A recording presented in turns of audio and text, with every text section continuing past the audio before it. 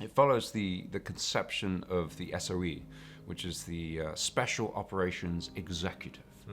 And this was a bunch of chaps that Winston Churchill put together, unbeknownst to the entire sort of rest of the British government, to undergo certain operations in which needed highly classified individuals to accomplish things that would steer the war into more of a, I suppose, a British kind of, I don't know.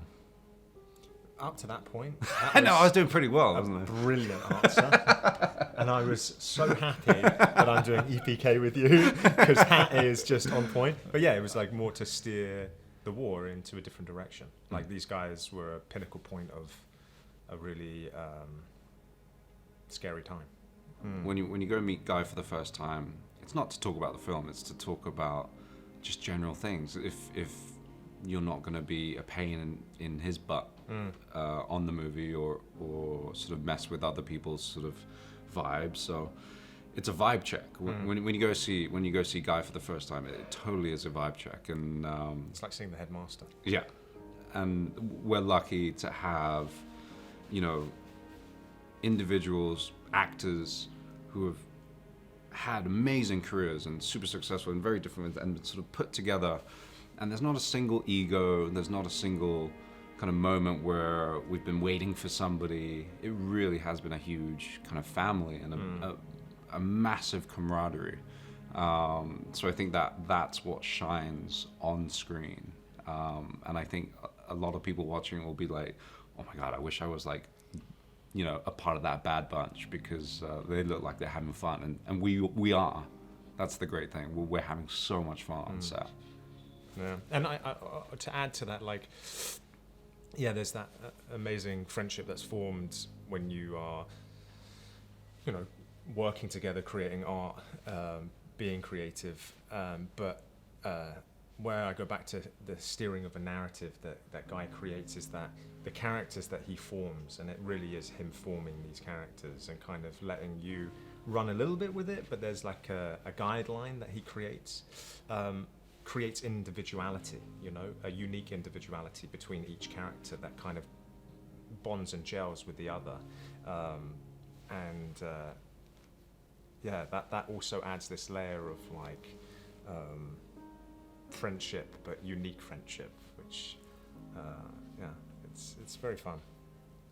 He knows everything that is going to be shot. He knows everything that's going to happen. He knows the dynamic, but I think he creates the spontaneity for you as an actor. So when I saw Henry Cavill first, and kind of he expressed to me on Man from U.N.C.L.E. how this process worked, and then I saw Henry, and I kind of was not freaking out, but I was definitely looking for some, I guess, support. But Henry explained, he said, you know, don't worry, it's a very liberating experience, and it really has been. It's been like the most creatively liberating experience of my career, to walk on and to kind of be thrown into this dynamic, not just you, but everyone thrown into this dynamic of spontaneity. I think it's also, it lends itself to filmmaking, not being bogged down Yeah. by preconceptions of what you imagine a character to be like, or imagine a script to be like, and you're creating it as you go with everybody. It's a very it's a freeing experience. Absolutely, and it's so, you know, everybody has their say. Everybody can make a suggestion, and if the suggestion's good, Guy will be like, that's great, we'll keep that in. If it's bad, then you're like, and that's not good. And the construct of the script kind of remains the same, but what's interesting is there's never been a day, or there's never been a scene that we've ever walked away that we haven't gone, that's 1,000 times better than what we were going to do. Mm-hmm. Like, and you don't understand it at that point in the morning, but like this trust that we've all built towards one another, walking away at the end of the day, you feel liberated. You feel genuine. You feel completely terrified the whole day and like a nervous wreck. But at the end of the day, it's that feeling of like accomplishment, and to have that on a movie of this magnitude every single day, and creatively walking away and feeling fulfilled is it's a kudos Special. to die. Yeah.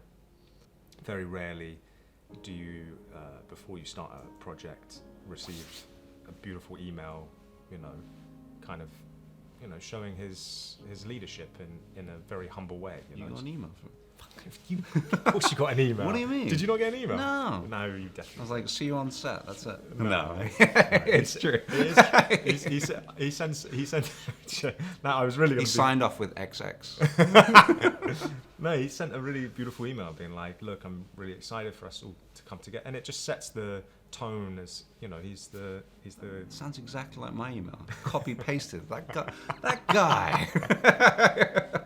Just copy pasted all our emails. God. No.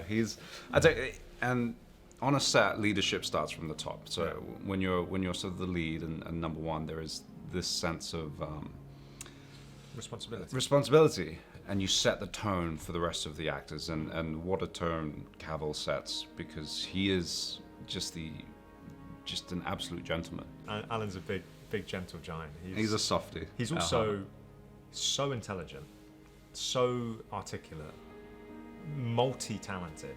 Like, he's an amazing father to boot. Yeah. Which is something both you and I kind of, we have 2-year-olds, and he has a clan of 3 boys, and they're so well, kind of just good kids, Yeah. So he's a testament to him. We're on the boat. We're like a couple of miles out to sea, and we're all doing the scene, and in between takes, Alan is downstairs with a guitar, writing music. And that just like shows you a little bit of an insight of who this man is, because you have this facade of, he's 6'5", like 240 pounds of muscle, kind of like, but he's such a gentle soul and like so creative, and he's got a man crush on him. Yeah, I do have a man crush. Him and Cavill. Hero can't stand. Pain in the ass. Why it's important to tell a story like this is that stories have been told before like this, but I think that when you have, and I know this sounds cliche to say, when you have Guy Ritchie at the helm of a story like this, you can look at a painting 1,000 different ways, and there's been many war dramas, political dramas, but when someone is at the helm, and giving a different spin on a narrative that is exciting and enthralling, and I think it changes the way that we experience something that we've seen, or a narrative we've seen many times before. But saying that, this narrative in this time setting, we were talking about this the other day, I don't think we have seen. I think we were trying to come up with comps, and it was Saving Private Ryan meets Snatch. Yeah. And that's a film that I want to watch. Yeah. People have to watch this movie because it's going to be a franchise. Yeah. This movie is just far too good not to have us all back together again. And I think people are going to be like, holy moly, this is going to be a lot of fun. Seeing where all these characters go. Yeah. We have Heron, Marjorie, Gus, Lassen, Freddie, Alex, the Apple Yard Man. But there's just, it's just such a vibrant bunch of characters, and Guy brings out the best of that. And there's no better character builder than Guy Ritchie. And it's just one of those films that you just like, you're rooting for all of us. We'll just throw out adjectives. Okay. And I'll start. Okay. So the film that people are going to be watching is something exciting, Enthralling. action-packed, Chic. funny, Fashionable. worldly. You're going to win this one. I feel like I'm on countdown. Come on. Sexy? Yeah, I'd say that. Yeah. Especially when Alan's at the helm of the boat, shirtless, Oh yes, Jean-Paul Gaultier ad. pulling rope. Also, I would say a little bit bloody. Yeah, There might be some blood. yeah.